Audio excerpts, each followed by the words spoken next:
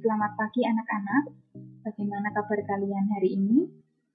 Bapak Ibu berharap kalian dalam keadaan sehat dan tetap semangat untuk terus mengikuti pembelajaran, baik itu pembelajaran tatap muka maupun pembelajaran online. Nah, Bapak Ibu selalu mengingatkan untuk kita semua boleh terus menerapkan protokol kesehatan ya, dimanapun kita berada, supaya kita tetap menjaga diri dari persebaran virus COVID saat ini. Nah, untuk hari ini Bu Ari akan menjelaskan sedikit tentang teks cerita fantasi yang mungkin beberapa dari kalian sudah membuat rangkuman tentang pengertian, tentang unsur, dan juga tentang ciri umum dari teks cerita fantasi. Nah, ini ada gambar ya, sebuah cerita tentang Harry Potter dan juga Putri Duyung. Dari kalian, apakah ada yang belum tahu cerita Harry Potter itu seperti apa? Dan juga cerita Putri Duyung.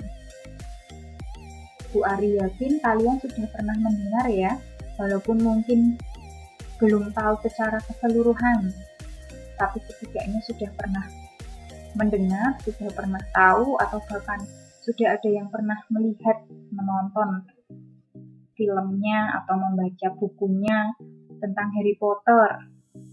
Kalau Harry Potter itu ceritanya tentang kekuatan sihir, begitu ya. Kalau Putri Duyung itu gambarannya seperti setengah manusia dan setengah ikan. Kira-kira kalau di dunia nyata bisa tidak ya sihir-sihir itu dilakukan gitu. Misalnya naik sapu terbang, terus ada Putri Duyung, ada ikan yang setengah badan seperti manusia, kemudian bisa berbicara, mempunyai kekuatan magis seperti itu. Nah, ini dua contoh ini menjadi contoh dari teks cerita fantasi. Kira-kira apa itu teks cerita fantasi anak-anak? Apa ya teks cerita fantasi itu? Teks cerita fantasi adalah cerita fiksi bergenre fantasi. Jadi dunia imajinatif atau imajinasi yang diciptakan penulisnya, bergenre itu jenisnya gitu ya. Cerita fiksi yang bergenre fantasi. Ini hasil dari daya imajinasi sang penulis. Itu pengertian dari cerita fantasi. Jadi kalau anak-anak dengar misalnya, apa ya cerita fantasi? Cerita fantasi itu cerita fiksi. Cerita fiksi hasil imajinasi dari penulis. Secara sederhananya seperti itu ya untuk diingat. Jadi sifatnya fiksi dan hasil imajinasi dari penulis. Setelah itu,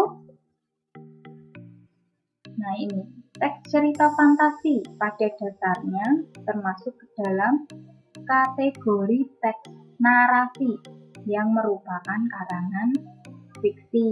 Teks narasi itu teks cerita ya, teks karangan fiksi. Jadi teks cerita fantasi itu masuk ke dalam salah satu kategori teks narasi. Selain teks cerita fantasi mungkin ada novel, ada cerpen, terus ada dongeng dan lain sebagainya. Itu juga termasuk ke dalam teks narasi. Selanjutnya, apa sih tujuannya teks cerita fantasi? Yang perlu kalian ingat kalau kalian membaca atau menonton gitu ya cerita fantasi. Itu tujuannya yang pertama untuk menghibur pembaca, menghibur kita sebagai pembaca atau penikmat ceritanya. Jadi kalau membaca atau menonton tentang cerita fantasi, kita ada perasaan terhibur seperti itu sebagai pembaca atau penikmat. Terus tujuan yang kedua yaitu meningkatkan daya imajinasi pembaca. Jadi harapannya kalau misalnya kita sebagai pembaca atau penonton atau penikmat cerita fantasi itu bisa meningkatkan daya imajinasi. Kira-kira kalau sapu terbang di Nadi itu seperti apa ya? Terus pikiran kita mulai berimajinasi. Oh, seperti itu ya. Oh, gambarannya seperti itu ya. Misalnya membaca cerita fantasi. Oh, pohonnya berbicara. Kita seperti menggambarkan pohon yang mungkin di sekitar kita dia bisa berbicara atau kapak yang bisa terbang gitu. Jadi tujuan yang kedua itu bisa meningkatkan imajinasi kita sebagai pembaca. Kita bisa berandai-andai gitu ya, berandai-andai. Oh, kalau misalnya kupu-kupu bisa berbicara dengan manusia, kira-kira seperti apa ya? Itu bisa meningkatkan daya imajinasi kita sebagai pembaca. Selanjutnya kita belajar tentang unsur intrinsik teks cerita fantasi. Unsur intrinsik itu apa sih? Unsur intrinsik itu adalah unsur yang ada di dalam cerita, ya. Intrinsik, di dalam. Jadi unsur yang ada di dalam cerita. Kira-kira unsurnya apa saja? Unsur yang ada di dalam cerita fantasi atau teks narasi pada umumnya. Yang pertama yaitu tema. Mungkin anak-anak sudah sering mendengar kata tema, ya. Tema itu ide atau gagasan yang menjadi pusat pengembangan cerita. Itu contohnya kemanusiaan. Temanya keluarga atau tema kasih sayang, bisa juga tema kepahlawanan dan lain-lain. Kalau tema itu bukan judulnya ya, jadi tolong nanti dibedakan. Tema itu bukan judul. Tema itu ide atau gagasan yang mau dikembangkan menjadi sebuah cerita. Jadi misalnya temanya tentang kepahlawanan. Mungkin nanti ceritanya bisa tentang Superman, ya, cerita fantasi. Superman bisa terbang, menolong orang yang kesusahan, yang misalnya tidak bisa berjalan cepat, terus bisa diajak sama Superman terbang seperti itu. Misalnya itu bisa menjadi contoh dari tema. Temanya kepahlawanan, ceritanya bisa seperti Superman, Batman, begitu ya. Yang anak-anak mungkin sudah sering mendengar cerita-cerita ini. Kemudian unsur yang kedua ada alur. Alur itu pola pengembangan cerita yang terbentuk oleh hubungan sebab akibat. Jenis alur secara sederhana gitu ya anak-anak. Itu ada alur maju, alur mundur, dan juga alur campuran. Kalau alur maju itu ceritanya berorientasi ke masa depan gitu ya. Ceritanya dari saat ini, misalnya kalian ketika menulis sebuah cerita dari saat ini sampai masa depan, itu terus ceritanya ke depan. Setelah aku lulus sekolah, aku melanjutkan studi di SMA apa, terus setelah itu kamu mengalami apa ke depannya di masa depan, hingga aku bekerja misalnya. Jadi alur ceritanya itu terus dari saat ini ke masa depan. Kalau alur mundur itu digambarkan misalnya anak-anak membuat cerita, kalian membuat cerita di waktu ini, di saat ini, tapi kalian menceritakan kisah masa lalu. Ya, misalnya ini kalian sudah kelas 7, terus cerita yang kalian tuliskan itu tentang kisah semasa kalian TK atau semasa kalian SD, itu menggunakan alur mundur. Berarti kalian menceritakan masa lalu, seperti itu ya. Kalau alur campuran gimana Bu? Kalau alur campuran itu perpaduan antara alur maju dan alur mundur. Kalau alur maju tadi itu kan orientasi ceritanya ke depan, ke masa depan. Nah, kalau alur campuran itu misalnya kita menceritakan ke masa depan ini ya. Setelah saya lulus dari sekolah sekolah dasar, kemudian saya melanjutkan ke SMP. Di SMP ini saya punya teman yang sangat baik bernama si A misalnya. Terus kalian menceritakan perjalanan atau pengalaman punya teman baru di SMP ini. Tiba-tiba di tengah cerita kalian menceritakan atau mengingat teman kalian di waktu SD. Dulu saya juga punya teman yang bernama Tian. Di waktu SD dia juga sangat baik pada saya. Kami selalu bersama pergi ke sekolah menggunakan sepeda, naik sepeda. Kami sangat dekat dan kami senang untuk selalu tolong menolong, misalnya seperti itu. Itu menceritakan kisah yang lalu gitu ya, bersama sosok Tian. Setelah itu kalian kembali lagi, misalnya kembali ke cerita yang saat itu kalian sudah SMP. Nah itu bisa disebut alur maju mundur atau alur campuran, perpaduan dari kedua alur itu tadi. Itu ya anak-anak ya, bisa dipahami tidak ya? Nanti kalau misalnya kurang paham bisa Bu Ari jelaskan lagi, kalian bisa bertanya, Bu Ari jelaskan lagi, baik itu saat tatap muka maupun melalui pembelajaran daring. Untuk unsur selanjutnya ada tokoh dan watak tokoh. Kalau cerita pasti ada tokohnya ya, entah itu nama orang secara langsung disebutkan, ada banyak nama, James, Doni, Rino, Putri, dan lain sebagainya. Ada juga yang menggunakan tokoh dengan menyebutkan kata ganti aku. Ya, aku pergi ke sekolah bersama orang tuaku. Nah, di setiap cerita, yang namanya cerita itu pasti ada tokoh yang diceritakan atau yang menjadi subjek ceritanya. Nah, kalau watak seperti apa? Kalau watak itu sifat tokohnya. Contohnya itu Bu Ari tuliskan Rina. Sifatnya apa toh? Sifatnya bagaimana toh?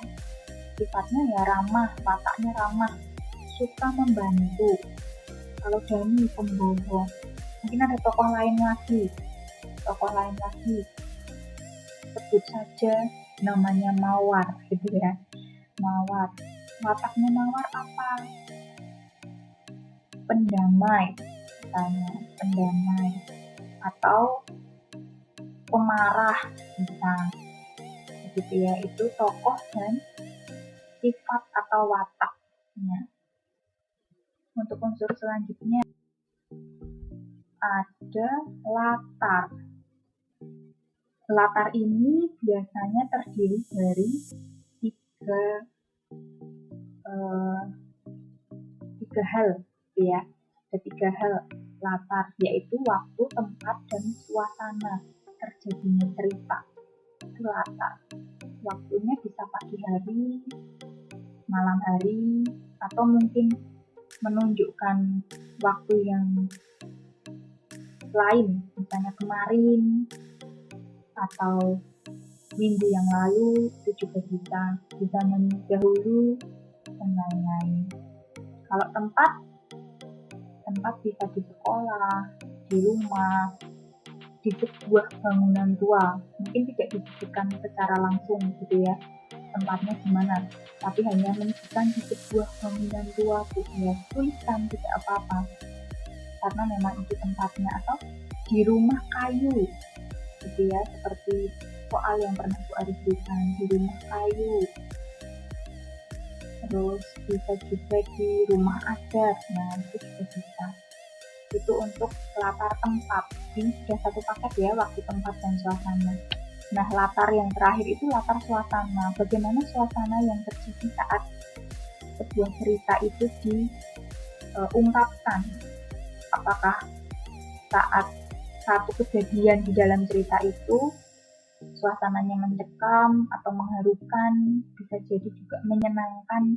Dalam satu cerita bisa saja terdapat beberapa waktu, beberapa tempat, dan beberapa suasana yang terjadi. Begitu ya anak-anak ya, itu untuk unsur latar.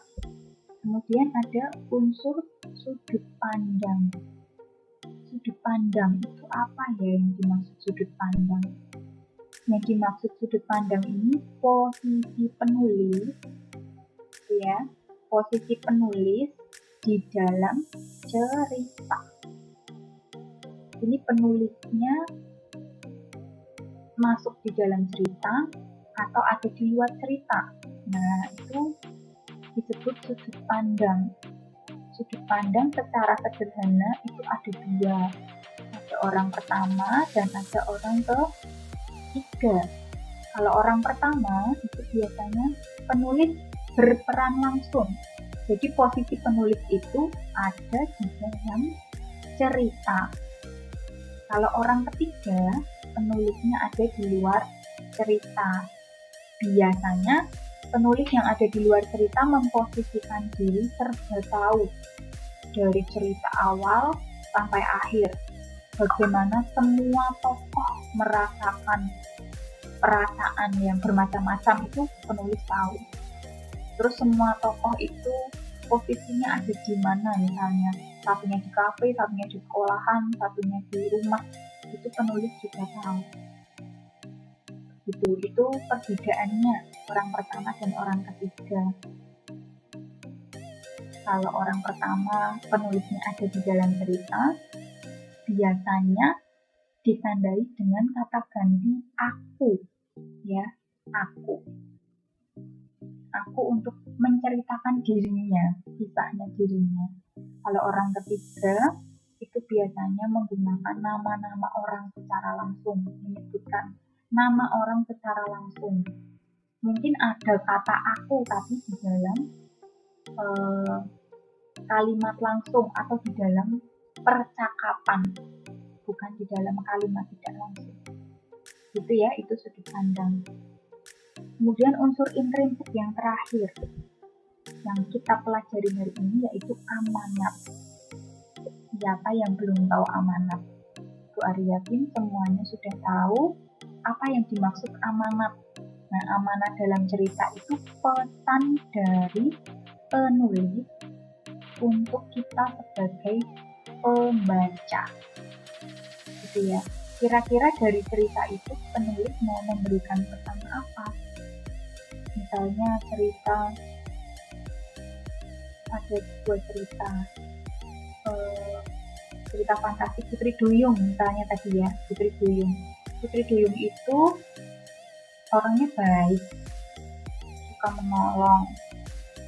Ketika ada manusia yang jatuh ke laut, kemudian ditolong, diangkat, dibawa ke tepi pantai. Ketika manusia itu mau balik memberi imbalan, Putri Duyungnya tidak mau, gitu ya. Nah, mungkin amanat yang bisa diambil dari situ, kita sebagai makhluk ciptaan Tuhan harus saling tolong menolong tanpa mengharapkan balasan apapun. Itu bisa menjadi amanat dalam sebuah cerita. Itu ya, jadi amanat itu pesan dari penulis kepada kepada kita sebagai pembaca, seperti itu. Kemudian kalau sudah unsur-unsur intrinsik tadi, kita lanjut ke selanjutnya, ciri umum anak-anak. Ciri umum dari sebuah teks cerita fantasi.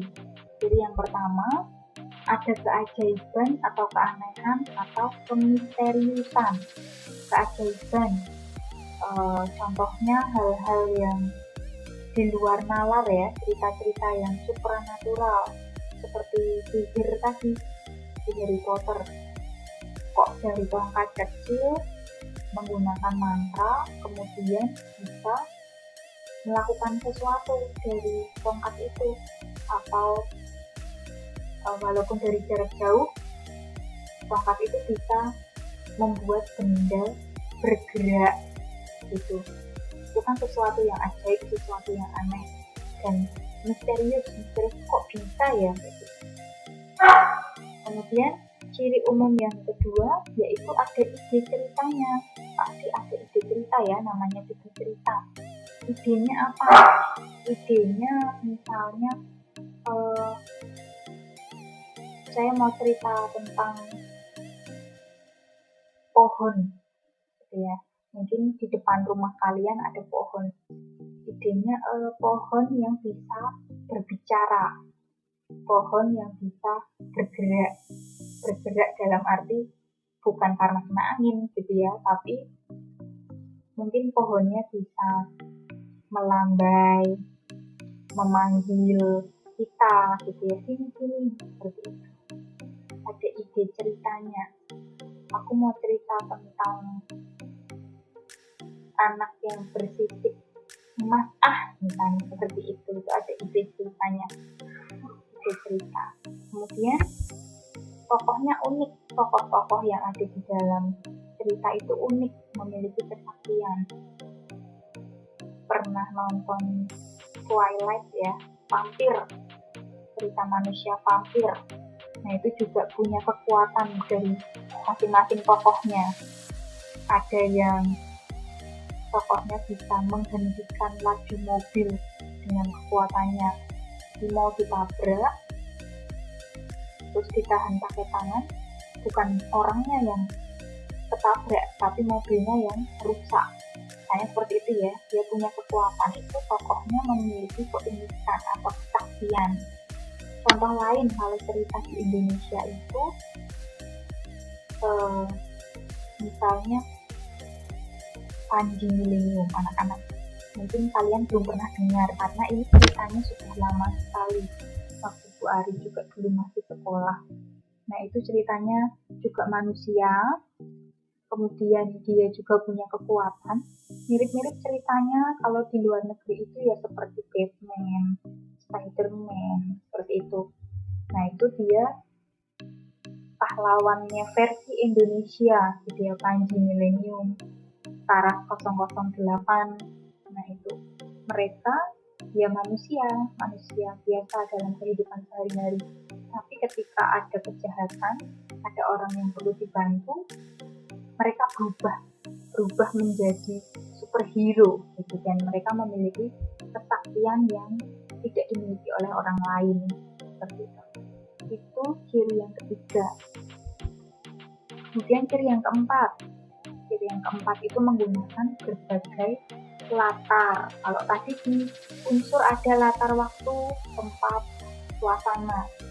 Nah ini juga menjadi salah satu ciri umum dari teks cerita fantasi, menggunakan berbagai latar, lintas ruang dan waktu. Jadi tidak terbatas ya pada waktu saat ini. Bisa saja cerita mesin waktu itu melintasi ruang dan waktu. Bisa ke masa depan, bisa ke masa lampau. Kalau kalau anak-anak